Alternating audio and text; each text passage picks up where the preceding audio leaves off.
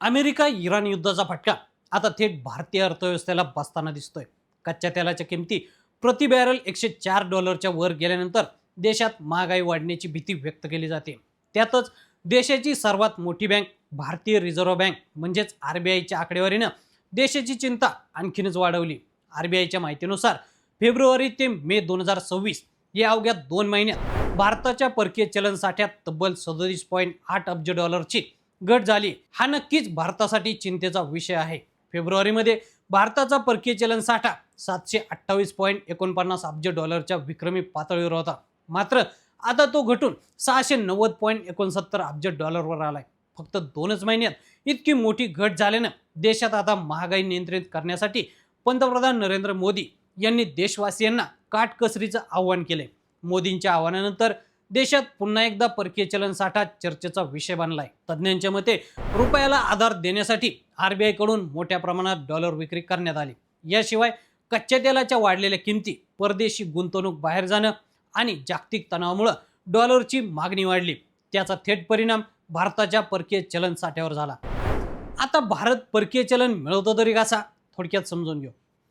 भारत निर्यातीद्वारे, परकीय गुंतवणुकीद्वारे आणि परदेशातून येणाऱ्या पैशांद्वारे परकीय चलन मिळवतो. जेव्हा भारत इतर देशांना वस्तूंची विक्री करतो तेव्हा त्याला परकीय चलनाच्या स्वरूपात मोबदला मिळतो. या व्यतिरिक्त जेव्हा परदेशात वास्तव्यास असलेले भारतीय नागरिक आपल्या मायदेशी असलेल्या कुटुंबाला पैसे पाठवतात तेव्हा परदेशातून येणारा हा पैसा देशासाठी परकीय चलनाचा एक महत्त्वपूर्ण स्रोत ठरतो. या सर्व स्रोतांपासून मिळणाऱ्या परकीय चलनाचा समावेश देशाच्या अधिकृत परकीय चलन साठ्यांमध्ये करून त्याचं व्यवस्थापन RBI द्वारे केलं जातं. RBIच्या 6माही राखीव निधी व्यवस्थापन अहवालानुसार मार्च 2026च्या अखेरीस भारताचा परकीय चलन साठा $691 अब्ज होता. हा साठा जवळपास 11 महिन्यांच्या आयात खर्चासाठी पुरेसा असल्याचं सांगितलं जातं. या अहवालानुसार भारताच्या राखीव साठ्यामध्ये सोन्याचा वाटाही वाढलाय.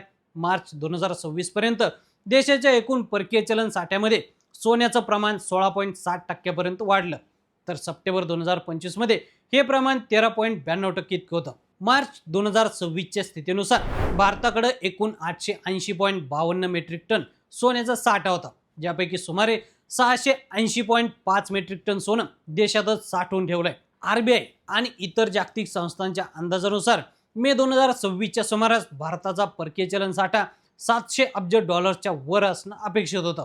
मात्र भारताला अपेक्षित साठा गाठता आला नाही. अपेक्षित साठा गाठता न आल्यानं देशात महागाई वाढण्याची शक्यता वर्तवली जाते.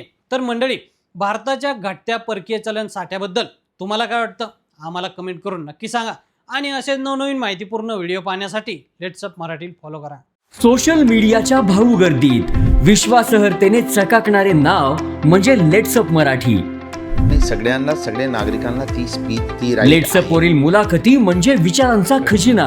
त्यानंतरच्या निवडणुकीमध्ये मला सोडून गेले.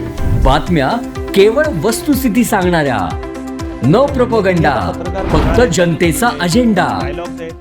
क्योंकि आने वाला कल जाने वाला है, जाने वाला कल आने वाला है. राजकारण, मनोरंजन असो की क्रीडा क्षेत्र, महाराष्ट्राची स्पंदने संवेदनशीलतेने टिपणारे माध्यम म्हणजे लेट्स अप मराठी.